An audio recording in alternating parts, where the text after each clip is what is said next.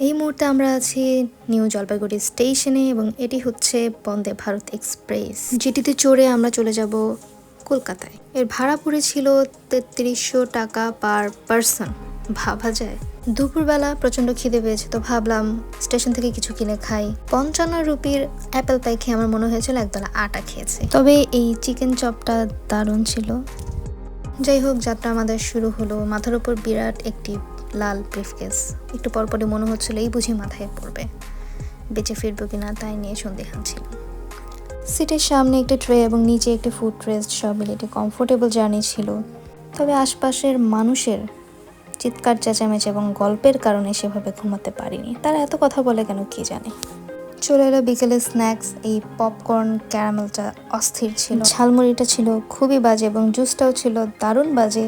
4 packet দিয়েছিল, সাথে ছিল গরম পানি।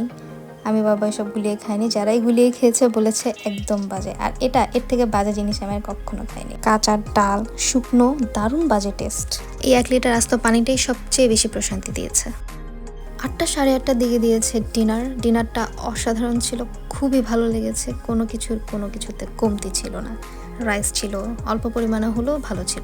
ডালটাও খুব ভালো লেগেছে, যদিও আমার মনে হয়েছে ওরা ডাল ভেজে রান্না করে না, যে কারণে কাঁচা যে ভাবটা সেটা থেকে যায়।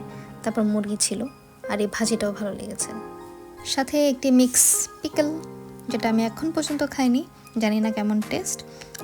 আর এই 2টো রুটি দিয়ে গেছে, আর সাথে মিষ্টি দই। একটু পরে ওরা আবার এলো, এই আইসক্রিম 2টো ধরিয়ে দিয়ে গেল।